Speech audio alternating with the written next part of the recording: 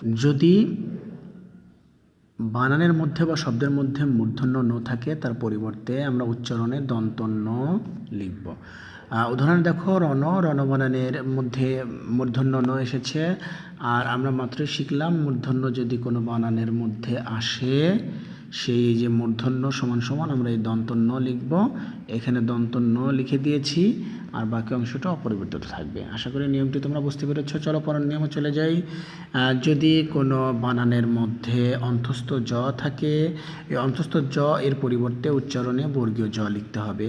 এই যে আমরা উদাহরণের দিকে লক্ষ্য করি, যকৃত বানানের মধ্যে শুরুর যে বর্ণটি সেই বর্ণটি হচ্ছে অন্তস্থ জ। আর মাত্র শিখলাম অন্তস্থ জ যদি কোনো বানানের মধ্যে আসে সেই অন্তস্থ জ সমান সমান, এই যে অন্তস্থ জ সমান সমান আমরা কি লিখব? বর্গীয় জ। এই যেখানে বর্গীয় জ লিখে দিয়েছি, আর বাকি অংশটুকু অপরিবর্তিত থাকবে বলতে বাকি অংশটুকুতে যে চেঞ্জ এসেছে সেটি আমরা পরবর্তীতে আলোচনা করব। আমাদের যেহেতু শুধু এখন কোন বর্ণের পরিবর্তে উচ্চারণে কোন বর্ণ হচ্ছে সেটা আলোচনা মুখ্য উদ্দেশ্য, তাই বাকিটুকু এখন আলোচনা করছি না। চলো, আর আমাদের এর নিচে আরেকটি নিয়ম আছে, সেই নিয়মটি দেখি। যদি বানানের মধ্যে বা শব্দের মধ্যে কি আসে? মূর্ধন্য স আসে।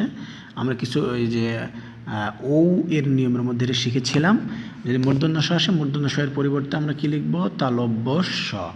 তো উদাহরণ দিয়ে লক্ষ্য করো, বর্ষা বানানের মধ্যে কি এসেছে? মূর্ধন্য স সমান সমান তালব্য স হয়েছে, আর বাকি অংশটুকু অপরিবর্তিত। শুধু এখানে একটি ছোট্ট একটা মিস্টেক আছে, সেটি হচ্ছে এই র এর নিচে একটি হর্ষ চিহ্ন হবে। এই র এর নিচে একটি যে হর্ষ চিহ্ন হবে এরকম, আর বাকি যা আছে সব ঠিক আছে। ধন্যবাদ সবাইকে। আর অবশ্যই আমার ভিডিওগুলো ভালো লাগলে আমার চ্যানেলটি অবশ্যই সাবস্ক্রাইব করে রাখবে। ধন্যবাদ। আসসালামু আলাইকুম রহমতুল্লাহ।